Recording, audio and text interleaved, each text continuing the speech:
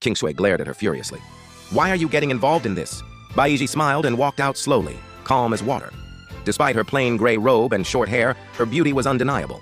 Seeing Baiji make no move, King Shui scoffed and backed off for now, but her eyes kept darting around. Nobody knew what she was planning. In the memory, Ye Hao transferred his dual pupils to King Shui. Instantly, the dark curse on her body faded away like the tide, and the dual pupils merged into little King Shui's body. Hearing little King Shui's loud and healthy crying, Ye Hao finally gave a relieved smile. Seeing Ye Hao's empty eye sockets, King Shui's heart ached terribly. She narrowed her eyes, using her golden gaze to completely see through the black ice coffin. The black ice coffin was an ancient artifact. She couldn't open it alone, but she secretly vowed to save her brother from it no matter what. But she didn't have Ye Hao's one-man army power. Even as a supreme master who feared no one, fighting a massive group of elites alone would be suicide, even with her golden gaze. King Shui locked her eyes on Zhou Manman and Li Kaiwei. Even though they absolutely hated Ye Hao, King Shui felt that was exactly why they could be her allies. If she suggested letting Ye Hao live as a crippled loser to pay for what he did, they'd probably love that idea. After all, seeing an absolute powerhouse live a life worse than death is the best kind of revenge. King Shui's eyes lit up, and she flashed Manman a smile. Manman froze, having no idea what she was plotting. Back in the memory, little King Shui was fully healed, smiling innocently at Ye Hao. Ye Hao's empty eyes were now covered by a black blindfold. King Shui, let's go home. Watching this sweet scene, King Shui couldn't help but think back to her early training days. Her master treated her incredibly well, and thanks to her upgraded talent, her cultivation skyrocketed. But then her master vanished. And she remembered that after she was taken away by her master, her brother also disappeared without a trace. Could these two things be connected? To raise little King Shui, the wild beast in the mountains paid a heavy price. Fed on beast milk, she grew up chubby and super cute. They lived peacefully in the village for 3 years. Ye Hao grew into a handsome teenager. Every girl in the village was crazy about him.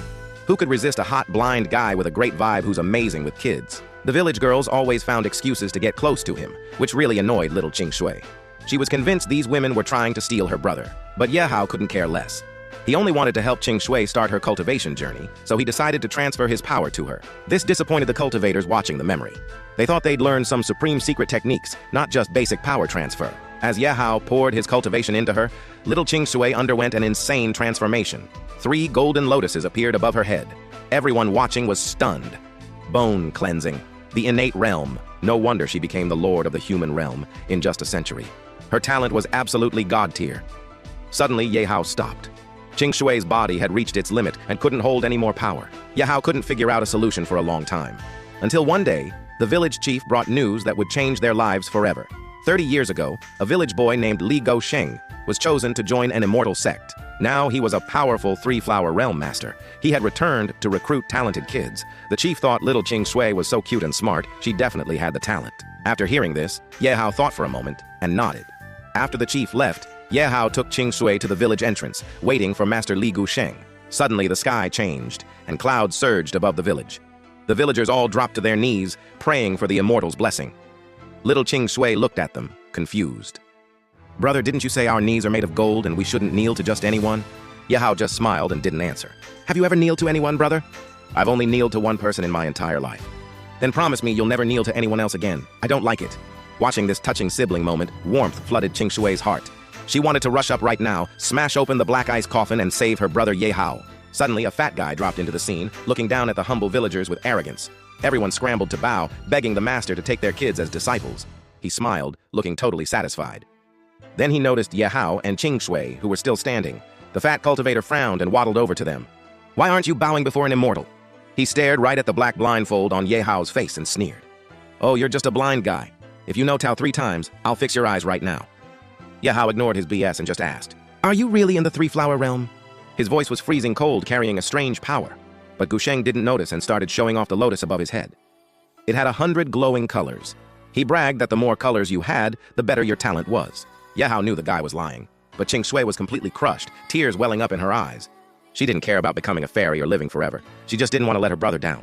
Hearing this fat monk's nonsense, King Shui felt terrible about her pure gold lotus. Seeing her so sad, Ye Hao patted her head gently. Silly girl, your talent is the absolute best. Can't you tell he's lying? Brother. Ye Hao slowly stood up, sharp as a drawn sword. He stared blankly at the fat cultivator, his voice cold as ice. You made my sister cry. Apologize to her right now. The fat guy froze, looking at Ye Hao in disbelief. A blind mortal dared to talk to him like that? His face darkened, and he was just about to attack. The village chief rushed in to stop him. Master Li, please calm down. Ye Hao is just protective of his sister. Please forgive him. But Gu Sheng didn't give a damn about the chief. "You crazy old man, how dare you get in my way?" He threw a palm strike right at the old man. Seeing this ungrateful bastard attack so viciously, the villagers screamed. Just as the chief was about to be killed, Yehao suddenly moved. He kicked Gu Sheng right in his fat gut, sending him flying 10 feet away until he passed out. At this point, the villagers were still trying to process what just happened. Only the chief stared at Yehao in total shock. A three-flower realm cultivator got one-shotted by Yehao with zero chance to fight back. The first time the chief saw Yehao, he knew the kid was destined for greatness, which is why he took them in. But he never expected Yehao to be a hidden supreme master. Right then, Gu Sheng woke up. He scrambled to his knees and kowtowed to Yehao, begging for mercy. "Senior, please forgive me. I was blind to your greatness and offended you." Yehao ignored him, his focus entirely on the clouds above. He could sense someone hiding up there with a cultivation even stronger than his. Seeing Yehao ignore him, Gu Sheng crawled over to little Qing Shui. "Fairy Grandma, I was wrong. I lied to you. The fewer colors the lotus has, the better the talent." Qing Shui blushed. "So you're saying the fewer colors, the better? Then is my talent considered good?" With that, her tiny body shook, and 3 solid gold lotuses popped up over her head. 3 lotuses, 1 single color. How is this possible? The fat guy stared at Qing Shui in absolute horror. Looking into her deep black eyes, he felt a terrifying aura he'd never felt before. To have this kind of power at such a young age, she had to be a core disciple of some hidden sect. The villagers were also totally stunned. The little girl they always played with was an immortal too. While everyone was still in shock, a figure in a yellow robe appeared, bringing a terrifying pressure. Yehao grabbed Qing Shui and dodged the brutal attack. But the old village chief wasn't so lucky. He was killed instantly on the spot. Seeing the chief die, the villagers broke down in grief. Yehao's face went ice cold. The chief had always taken great care of him since he arrived. He sized up the creepy guy in front of him, then gently put little Qing Shui down. This guy was a guardian of the Yellow Robe sect, a grandmaster at the late stage. He looked greedily at Qing Shui. She had god-tier talent, but 0 spiritual energy flow, meaning she hadn't started training yet. "Come back to the Yellow Robe sect with me. With your talent, even the sect leader and grand elders would fight over taking you as a disciple." Qing Shui scoffed. "I'm not going. I'm staying with my brother." The monk sneered. "What if he's a dead man?" Yehao stepped in front of her. "You're asking for death," the yellow-robed monk shouted. He teleported right in front of Yehao and threw a massive palm strike. Feeling the overwhelming pressure, Yehao's face changed slightly. Yehao charged straight at the monk. Seeing him rush in, the monk smirked playfully and summoned a phantom shield around himself. Before Yehao could even get close, he was blocked. He steadied himself and frowned.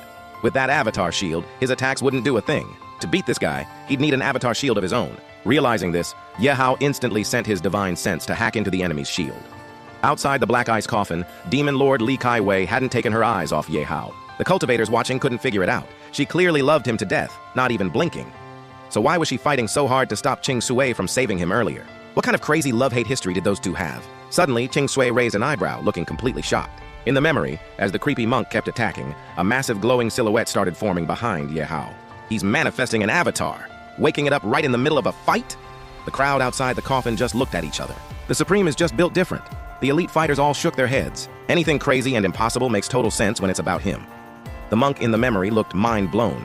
He was completely paralyzed. A mere acupoint realm kid manifesting an avatar? Unbelievable. Knowing he couldn't let Yehao finish charging up, the monk dashed in like a ghost. But then he saw Yehao smirking. "Oh crap, it's a trap!" Yehao formed a black sword in his hand and unleashed a devastating strike, knocking the monk straight to the ground. Damn it! Heavily injured, the monk glared with pure hatred. That single strike would take him 100 years to heal from, and his cultivation might be ruined forever. While he was still cursing in his head, he suddenly felt something and looked up, scaring the soul out of him. Dozens of glowing swords were hovering right above him. Yehao just pointed a finger, and the swords instantly rained down like lightning. Seeing this, the monk desperately formed a blood array and screamed, "Master, save me!" Right as he said that, a booming voice echoed from the blood array. "Who dares to hurt my guardian?" The monk looked thrilled, but before he could speak, the rain of swords sliced him into pieces. "You're dead!" The blood array boiled. The next second, a giant arm reached out from it. Boom! A massive force instantly shattered Yehao's avatar shield, sending him flying backward. A confused voice came from the array. "To think the human realm has a girl with such insane talent!" With a flick of the giant hand, it snatched up little Qing Shui and vanished into the array. Only a half-dead Yehao and Gu Sheng were left. Outside the coffin, Qing Shui frowned deeply. In her hazy memory, she remembered being kidnapped, but when she woke up, she was with her master. Master Xiao Yao, the righteous and kind leader of the Ren sect. But the memory showed she was kidnapped by the Yellow Robe sect boss. So how did Master Xiao Yao find her? Qing Shui's frown deepened. In the memory, Yehao woke up and charged at Gu Sheng, who hadn't managed to escape. "I'm only asking this once. Where is my sister?" Yehao's voice was demonic, making Gu Sheng shake like a leaf. "She was taken by the sect leader of the Yellow Robe sect," Gu Sheng mumbled, as Yehao's aura grew even more terrifying. "Why did you come to Sanhua village looking for so many kids?" Feeling the absolute zero chill from Ye Hao, Gusheng trembled violently. Our orders were to find 100 talented kids, all under 8 years old. 100 kids? Why so many? Hearing this, a horrible feeling hit Ye Hao. To save his sister as fast as possible, Ye Hao forced Gusheng to take him to the Yellow Robe sect. To Gusheng, this was pure suicide. Ye Hao knew that to save Qing Shui, he had to jump 2 major realms in just 3 days. On top of that, he had to heal his massive injuries. His heart sank. To save time, Ye Hao multitasked, healing his body while training his magic arts at the same time. Gusheng looked at Ye Hao in the carriage, secretly sneering. Jumping 2 major realms in 3 days? The kid was dreaming. Suddenly, a huge shockwave burst from the memory playing on the coffin. The experts all looked over, their eyes widening. In the memory, a massive phantom shadow covered the carriage, then instantly vanished. It was incredibly fast. So fast that even Gusheng driving the carriage didn't notice. But the elite masters outside could see it clearly. They all knew exactly what just happened. Ye Hao had broken through to the Grand Master realm. Everyone was blown away by his crazy talent once again. And then, they were reminded of the Supreme Demon Emperor's brutal bloodthirst. In the memory, Ye Hao fought like a bloodthirsty demon.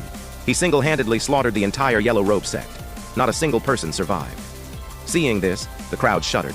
This was the Supreme they knew, ruthless, and leaving no survivors. But when Ye Hao confronted the Yellow Robe sect leader, Qing Shui froze, trembling all over.